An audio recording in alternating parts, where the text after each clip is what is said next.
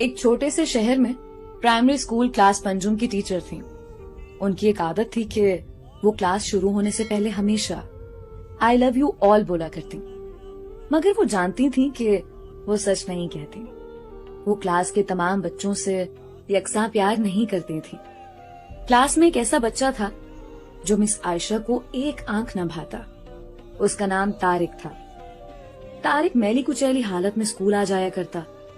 اس کے بال بگڑے ہوئے ہوتے، جوتوں کے تسمے کھلے ہوئے، قمیض کے کالر پر میل کا نشان. لیکچر کے دوران بھی اس کا دھیان کہیں اور ہوتا. مس عائشہ کے ڈانٹنے پر وہ چونک کر انہیں دیکھنے تو لگ جاتا، مگر اس کی خالی خولی نظروں سے انہیں صاف پتہ لگتا رہتا کہ طارق جسمانی طور پر کلاس میں موجود ہونے کے باوجود بھی دماغی طور پر غائب ہے. رفتہ رفتہ مس عائشہ کو طارق سے نفرت سی ہونے لگی. کلاس میں داخل ہوتے ہی طارق مس عائشہ کی سخت تنقید کا نشانہ بننے لگتا. ہر بری مثال طارق کے نام سے منسوب کی جاتی. بچے اس پر کھلکھلا کر ہنستے اور مس عائشہ اس کی تذلیل کر کے تسکین حاصل کرتی. طارق نے البتہ کسی بات کا کبھی کوئی جواب نہیں دیا تھا. مس عائشہ کو وہ ایک بے جان پتھر کی طرح لگتا جس کے اندر احساس نام کی کوئی چیز نہیں تھی.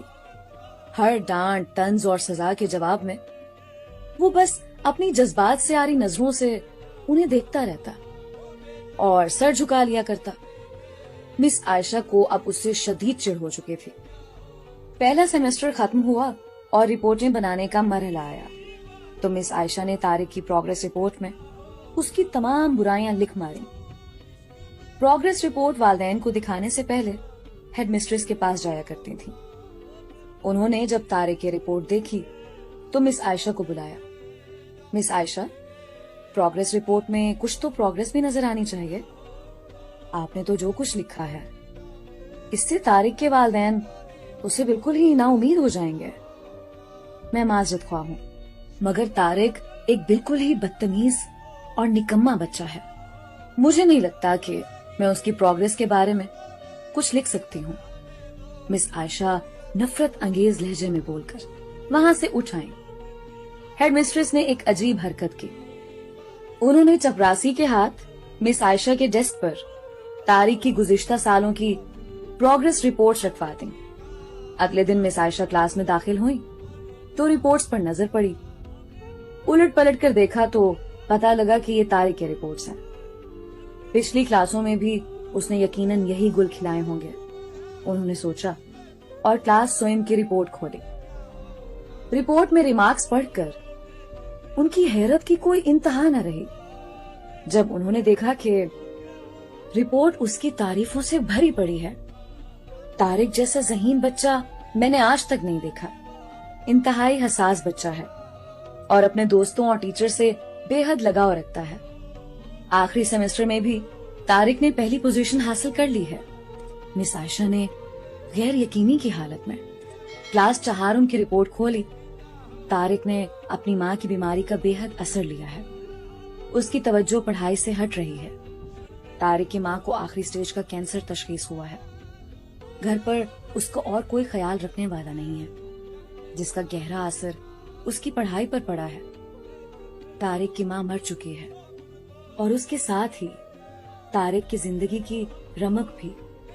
اسے بچانا پڑے گا اس سے پہلے کہ بہت دیر ہو جائے. مس عائشہ پر لرزہ طاری ہو گیا. کانپتے ہاتھوں سے انہوں نے پروگریس رپورٹ بند کی.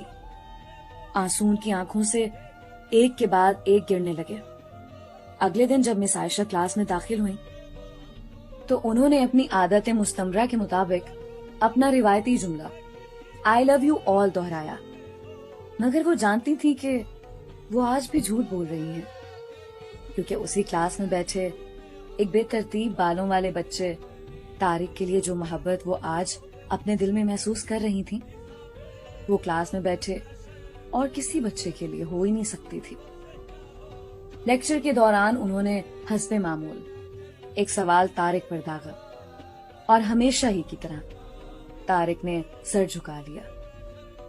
جب کچھ دیر تک مس عائشہ کی طرف سے کوئی ڈانٹ پھٹکار اور ہم جماعت ساتھیوں کی جانب سے हंसी की आवाज उसके कानों में ना पड़ी तो उसने सर उठाकर उनकी तरफ देखा। खिलाफे तवक्को उनके माथे पर आज बल न थे, वो मुस्कुरा रही थीं। उन्होंने तारिक को अपने पास बुलवाया और उसे सवाल का जवाब बताकर जबरदस्ती दोहराने के लिए कहा। तारिक 3-4 दफा के इसरार के बाद आखिर बोल ही पड़ा। उसके जवाब देते ही मिस आयशा ने न सिर्फ खुद पुरजोश अंदाज में तालियां बजाईं, बल्कि बाकी सबसे भी बजवाईं। फिर तो ये रोज का मामूल बन गया। मिस आयशा हर सवाल का जवाब उसे खुद बताती और फिर उसकी खूब पजीराई करती। हर अच्छी मिसाल तारिक से मंसूब की जाने लगी। रफ्ता रफ्ता पुराना तारिक सुकूत की कब्र फाड़ कर बाहर आ गया। अब मिस आयशा को सवाल के साथ जवाब बताने की जरूरत न पड़ती। वो रोज बिला नक्स जवाबात देकर सबको मुतासिर करता और नित नए सवालात पूछकर सबको हैरान भी करता। उसके बाल अब किसी हद तक संवरे हुए थे, कपड़े भी काफी हद तक साफ होते, जिन्हें शायद वो खुद धोने लगा था। देखते ही देखते साल खत्म हो गया और तारिक ने दूसरी पोजीशन हासिल कर ली। अलविदाई तकरीब में सब बच्चे मिस आयशा के लिए खूबसूरत तोहफे तहाइफ लेकर आए और मिस आयशा की टेबल पर ढेर करने लगे। उन खूबसूरती से पैक हुए तहाइफ में एक पुराने अखबार में बदसलीका तर्ज पर पैक हुआ एक तोहफा भी पड़ा था। बच्चे उसे देखकर हंस पड़े। किसी को जानने में देर ना लगी कि तोहफे के नाम पर यह चीज तारिक लाया होगा। मिस आयशा ने तहाइफ के इस छोटे से पहाड़ में से लपक कर उसे निकाला। खोल कर देखा तो उसके अंदर एक लेडीज परफ्यूम की आधी इस्तेमाल शुदा शीशी और एक हाथ में पहनने वाला एक बोसीदा सा कड़ा था, जिसके ज्यादातर मोती झड़ चुके थे। मिस आयशा ने खामोशी के साथ उस परफ्यूम को खुद पर छिड़का और हाथ में कड़ा पहन लिया। बच्चे ये मंजर देखकर हैरान रह गए, खुद तारिक भी। आखिर तारिक से रहा ना गया और मिस आयशा के करीब आकर खड़ा हो गया। कुछ देर बाद उसने अटक अटक कर मिस आयशा को बताया कि आज आपसे बिल्कुल मेरी माँ जैसी खुशबू आ रही है। वक्त पर लगाकर उड़ने लगा। दिन हफ्तों, हफ्ते महीनों और महीने साल में बदलते भला कहाँ देर लगती है, मगर हर साल के इख्तिताम पर मिस आयशा को तारिक की तरफ से एक खत बाकायदगी के साथ मौसूल होता है, जिसमें लिखा होता है कि मैं इस साल बहुत सारे नए टीचर से मिला, मगर आप जैसा कोई नहीं था। फिर तारिक का स्कूल खत्म हो गया और खुतूत का सिलसिला भी। कई साल मजीद गुजरे और मिस आयशा रिटायर हो गईं। एक दिन उन्हें अपनी डाक में तारिक का खत मिला, जिसमें लिखा था, इस महीने के आखिर में मेरी शादी है और मैं आपकी मौजूदगी के सिवा शादी का नहीं सोच सकता। एक और बात, मैं जिंदगी में बहुत सारे लोगों से मिल चुका हूँ, आप जैसा कोई नहीं है, फकत डॉक्टर तारिक। साथ ही जहाज का रिटर्न टिकट भी लिफाफे में मौजूद था। मिस आयशा खुद को हरगिज ना रोक सकती थी। उन्होंने अपने शौहर से इजाजत ली और वो दूसरे शहर के लिए रवाना हो गईं। ऐन शादी के दिन जब वो शादी की जगह पहुंची तो थोड़ी लेट हो चुकी थी। उन्हें लगा तकरीब खत्म हो चुकी होगी, मगर ये देखकर उनकी हैरत की इंतहा न रही कि शहर के बड़े बड़े डॉक्टर, बिजनेसमैन और यहाँ तक के वहां मौजूद निकाह ख्वां भी उकताया हुआ खड़ा था। मगर तारिक तकरीब की अदायगी की बजाय गेट की तरफ टिकटिकी लगाए उनकी आमद का मुंतजर था। फिर सबने देखा कि जैसे ही ये बूढ़ी टीचर गेट से दाखिल हुई, तारिक उनकी तरफ लपका और उनका वो हाथ पकड़ा जिसमें उन्होंने अब तक वो बोसीदा सा कड़ा पहना हुआ था और उन्हें सीधा स्टेज पर ले गया।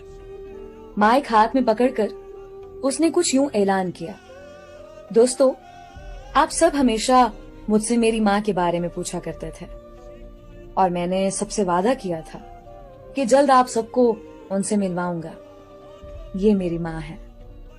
अजीज दोस्तों, इस खूबसूरत कहानी को सिर्फ उस्ताद और शागिर्द के रिश्ते से मंसूब करके ही मत सोचिएगा। अपने आसपास देखिए, तारिक जैसे कई फूल मुरझा रहे हैं जिन्हें आपकी जरा सी तवज्जो, मोहब्बत और शफकत नई जिंदगी दे सकती है।